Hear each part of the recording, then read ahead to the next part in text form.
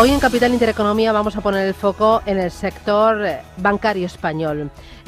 Antes hablaba como invitado, antes de entrar en la entrevista, y comentábamos que el sector bancario es vertebrador de toda la economía, de toda la sociedad y de toda la empresa, porque muchas veces pensamos que el sector bancario simplemente es el que presta dinero y capta también ahorro, pero el sector bancario va mucho más allá. Hemos hablado de toda la innovación que lleva experimentando en los últimos ejercicios, de la transformación que ha vivido en España y en el mundo en las últimas décadas, y vamos a mirar también a futuro, a los desafíos y a los retos. Para ello me acompaña José Luis Cortina. José Luis, ¿qué tal? Buenos días. Buenos días, Susana. Bienvenido. Tenía muchas ganas de tenerte aquí en los estudios. Sí, yo también, volverte a ver. Bueno, José Luis Cortina es presidente de la consultora Neobantas y es todo un especialista y conocedor del sector bancario español. Por aterrizarlo y por poner ahí un pose de actualidad, justo hemos terminado ahora la presentación de resultados empresariales por parte de las grandes compañías cotizadas y los grandes bancos cotizados. Hazme balance, ¿qué te han parecido las cuentas de las entidades? ¿Están aprovechando este entorno de subidas de tipos de interés? Indudablemente decir que los resultados son muy buenos. Los resultados, basta ver solamente la actividad en España de los grandes bancos y su beneficio en el primer trimestre ha subido pues casi un 10%, y puesto en dinero estás hablando de 2.133 millones de euros en beneficio en su actividad desarrollada en España, que es un poco lo que te ayuda a comparar mejor las distintas entidades. Dentro de ese contexto, pues destacarte, Susana, por ejemplo, que indudablemente el margen de intereses, que es el que te provoca el ingreso en la entidad por prestar dinero a un determinado tipo, como los tipos han subido recientemente de forma importante, pues el margen de intereses en la cuenta de resultados de los bancos se ha disparado por encima del 40% en este primer trimestre, para darte un orden de magnitud. Otras variables de la cuenta de resultados pues son interesantes. Llamar la atención, por ejemplo, en el tema de comisiones, en este primer trimestre se ha mantenido, es decir, no ha crecido respecto al periodo equivalente del año pasado. Los gastos de explotación, si bien las entidades siguen trabajando fuertemente en reducir costes, se ha mantenido a un nivel prácticamente de 0% respecto al periodo anterior. Y lo que sí llama la atención es el capítulo de provisiones. Que en el capítulo de provisiones, si bien ha subido un 46%, la práctica ha sido diferente por entidad. Hay entidades que han aplicado una provisión ya en el primer trimestre, pues razonablemente importante, siguiendo las prácticas de los grandes bancos americanos que ya están provisionando, porque les preocupa un posible repunte de morosidad en este mismo año. Sin embargo, otras entidades han tomado una decisión de todavía no levantar las provisiones. En fin, si bien en términos globales sí que ha subido las provisiones, en términos individuales las estrategias han sido distintas. Luego vamos a ir con el tema de la morosidad, que a día de hoy la banca española tiene muy controlado este parámetro. Pero antes, dentro de esos resultados sí que hemos visto un importante mordisco por parte del impuesto del Ejecutivo a esos beneficios extraordinarios. ¿Cuánto le ha mermado el resultado final y cómo puede influir a futuro en cuanto a la expectativa de rentabilidades? El impuesto extraordinario efectivamente le ha mermado, y en concreto le ha mermado 1.120 millones de euros en este primer trimestre, porque han contabilizado todo lo de todo el año.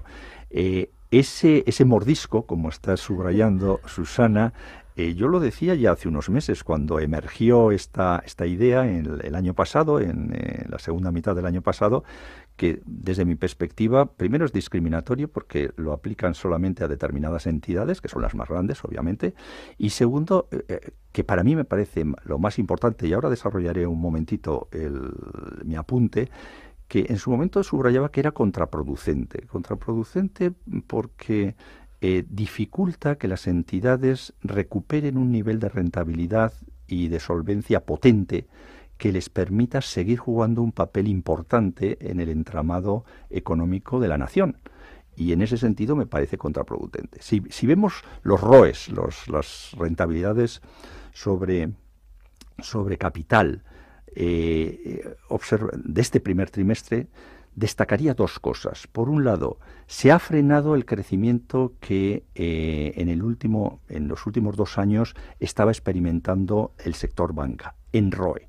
Y segundo, ha perjudicado a alguna entidad que se estaba recuperando, y menciono dos, porque se pueden mencionar, uno es Unicaja y el otro es Sabadell, que estaban en un proceso de ordenar sus propias casas, y este impuesto les da en la línea de flotación porque no les permite aspirar a unos niveles de rentabilidad a los que tienen que llegar. Y esto tiene una implicación no solamente para estas dos entidades, sino para todo el sistema, porque el sistema es un ecosistema que está interconectado. Y por tanto, si alguna entidad va mal, afecta al resto. Y a término, el sector es una pieza básica en todo el entramado económico de la nación. Por lo tanto, mi apunte, mi humilde apunte, es que a veces cuando se toman medidas que pueden ser válidas, pero que hay que medir también los efectos colaterales que pueden tener. Y es lo que puedo destacar. Claro, a esas medidas que ha aplicado el Ejecutivo hay que añadir un entorno que está marcado por una subida de tipos de interés iniciada el año pasado por los principales bancos centrales para combatir la inflación, y al mismo tiempo una desaceleración económica que quién sabe si llegará a recesión económica, que pueda afectar a la rentabilidad, a los beneficios y también a la morosidad. ¿Cómo están enfrentándose a ese entorno los bancos? Los bancos, vamos a ver, es cierto lo que subrayas, los tipos de interés han subido de forma acelerada. En Estados Unidos más que en Europa, es decir, la Reserva Federal está ya en un 5,25% en cuanto a tipo de interés, lo ha acelerado enormemente, versus en Europa el Banco Central Europeo lo tiene ahora situado en el 3,75, como sabes, pero con una perspectiva de que probablemente en 2 subidas posteriores se sitúe por encima del 4%. Estas subidas tan aceleradas han venido estupendamente a lo que es la dimensión de margen de interés que comentábamos hace un momento. Y eso ha disparado una cierta euforia por distribuir dividendos, cosa que el Banco de España está tratando de calmar un poco esa euforia de distribuir dividendos. Yo creo que uno de los elementos que la banca va a manejar es el capítulo de provisiones. El capítulo de provisiones enseguida, si bien ya en este primer trimestre alguna entidad ya lo está manejando, pero próximamente en próximos trimestres, ante el posible riesgo de que la morosidad pueda subir, las entidades empezarán a jugar, tal como me preguntabas, empezarán a jugar con la componente de provisiones, de alguna forma. Y hay otro aspecto que igual llama la atención, pero a mí me parece que va a volver a emerger el tema de comisiones. Porque si bien el tema de margen de intereses, oye, parece que ha subido mucho, pero está llegando a su asíntota. Es decir, que no va a seguir subiendo de forma infinita. Los tipos de interés ya se están deteniendo un poquito, van a subir un poco más. Los márgenes por intereses pues van a llegar a un techo y las entidades necesitan generar más ingresos. Con lo cual yo no descarto que, de igual forma que las provisiones van a subir, las comisiones mediante servicios y productos por las que se solicita una comisión también van a prestar o van a emerger en los próximos meses. Y con las hipotecas, esta mañana leía que el Euribor ya lo tenemos en el 3,87% y más pronto que tarde tocará el 4%. Hay buena parte de las hipotecas de los españoles que están a tipo variable.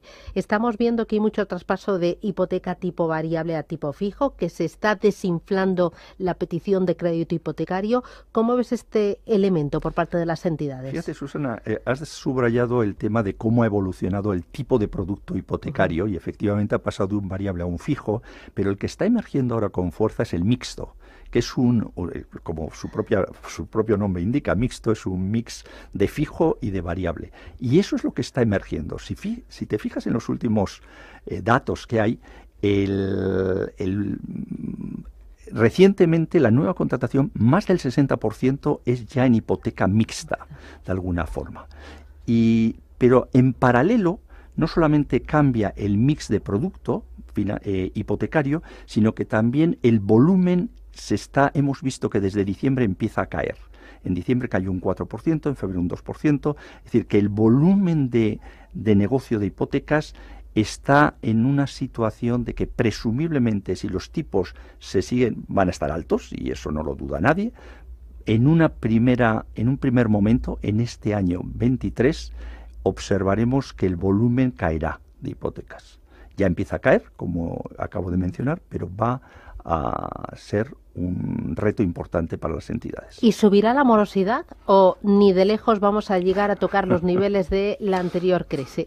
No, ni de lejos vamos a llegar a... Date cuenta, Susana, que en la anterior crisis se alcanzó un pico, creo recordar, por encima del 13% en diciembre del 2013. Y ahora estamos en torno a ahora 3... es 3,6, es el último dato oficial que existe por el Banco de España, 3,6. Yo creo que hay un sentir general de que algo va a subir. Mi apunte es que en este año yo creo que veremos que la morosidad, presumiblemente hacia finales de este año, se sitúe en torno al 5% y quizá el año que viene igual alcance el 7%, pero nunca los niveles por encima del 10% que estuvo en la crisis anterior. A tu juicio, José Luis, ¿cuáles son los grandes desafíos a los que se enfrenta el sector? Vamos a ver, los desafíos a los que se enfrenta se enmarcan en un entorno macroeconómico muy incierto y por lo tanto yo subrayaría que la banca tiene que seguir trabajando en los ejes en los que está impulsando su acción. Básicamente para mí hay 4 ejes y por tanto definen esos desafíos. Por un lado está el tema de los costes y por tanto la digitalización va a ser una palanca que se va a tener que seguir trabajando. Otro es el eje de que el cliente quiere tener al banco en cualquier sitio, por tanto la omnicanalidad es otro desafío que tiene, sobre el que se tendrá que seguir trabajando la banca de forma importante. Tercero, es todo el tema de conocer mejor a los clientes, es el reto del dato, el desafío del dato, cómo vas a explotar el dato, qué datos vas a meter, ya no son solamente los datos tradicionales, ya el mundo te pone encima de la mesa datos más allá de los tradicionales, como son las grabaciones, como son los conductuales, que empiezan a tener ahora mucha fuerza. Por tanto, todo el conjunto de datos. Y por último, un capítulo que a veces se nos olvida es todo el tema de talento, todo el tema de las personas. A término, quienes hacen las cosas en los bancos y en cualquier entidad somos nosotros, somos los individuos. Por lo tanto, la captación y retención de personas capaces y buenas va a ser también otro desafío, otro reto que las entidades van a tener que tener. Conocimiento y uso del dato, omnicanalidad, costes, talento y todo eso en un entorno donde la banca quiere liderar la sostenibilidad. ¿Cómo conseguir una banca comprometida y sostenible? Es una magnífica pregunta, Susana, y efectivamente todo el capítulo de sostenibilidad es fundamental. En un mundo en el que tenemos que vivir todos, en un mundo en el que entre todos tenemos que contribuir a su sostenibilidad, la banca es una pieza importante. Y está muy comprometida, ¿no? Sí. La banca, la alta dirección, los consejos de los bancos tienen dentro de su capítulo este elemento como prioritario. Y trabajan cada vez más en que sea una parcela a la hora de entregar créditos, a la hora de cualquier actividad que hacen, esa componente de sostenibilidad y de trabajar por una sociedad mejor está ahí. Una cosa más, ahora en este primer trimestre de este año hemos visto que la banca ha estado un poco revuelta y ha habido un pequeño, no sé si terremoto o torbellino por el tema del Silicon Valley Bank, la banca regional en Estados Unidos y también lo que ha pasado aquí en Europa con Credit Suisse y UBS. Esto que estamos viviendo ahora no tiene nada que ver con lo que vivimos en 2008. O sea, la solvencia del sector, la regulación también en Europa es uno de los sectores más regulados que puede existir, ¿no? Sí, correcto, Susana. Y te agradezco esta pregunta, pero muchas veces la gente en general piensa que estamos viviendo una crisis parecida a la que se vivió en 2008. Y tiene 3 elementos que la hacen distinta. El primer elemento es su propio origen. Si recordamos, el origen de la crisis del 2008 estaba fundamentada en las hipotecas basura. Las hipotecas basura soportaban un entramado que cuando cayó el mundo inmobiliario provocó una catarsis que se llevó por delante primero a Lehman Brothers y todo lo que vino después. Por lo tanto, el origen es distinto porque ahora no se trata de un producto concreto, sino que es de una situación de liquidez. Y te explico, se ha producido un efecto cascada, un efecto dominó, por el hecho de pánico del público que ha demandado liquidez. Y si empezamos con el Silicon Valley Bank, el problema que tuvo es que fundamentalmente los créditos a los que daba eran startups. Al subir los tipos tan rápidamente, provocó que los valores de esas startups cayesen drásticamente y a este banco le afectó y sus clientes demandaron los préstamos que tenían con él, los dineros que tenían con él. Y eso provocó una catarsis en Silicon. Inmediatamente en el mundo de la cripto apareció otro fenómeno equivalente.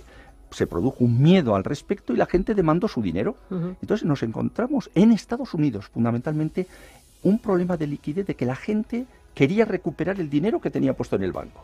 Eso es muy distinto a lo del 2008. Pero también, segundo, las medidas han sido inmediatas. Los bancos centrales aprenden de lo que pasó en el 2008 y reaccionaron rápidamente.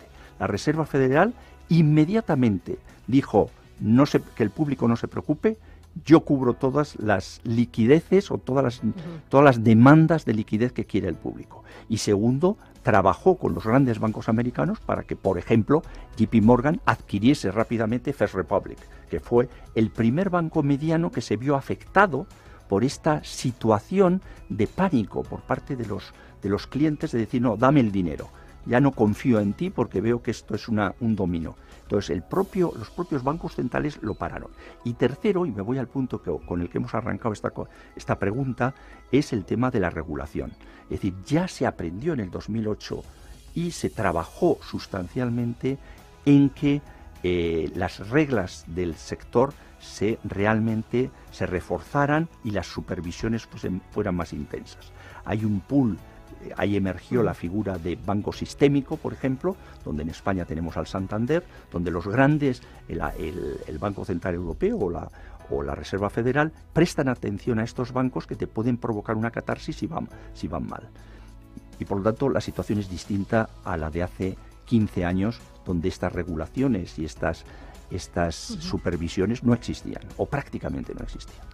Pues José Luis Cortina, presidente de la consultora Neobantas, un auténtico placer charlar contigo y repasar de arriba abajo, de izquierda a derecha, a todo el sector bancario. Muchísimas gracias por esta lección. Muchísimas gracias a ti, Susana, y hasta pronto. Hasta pronto.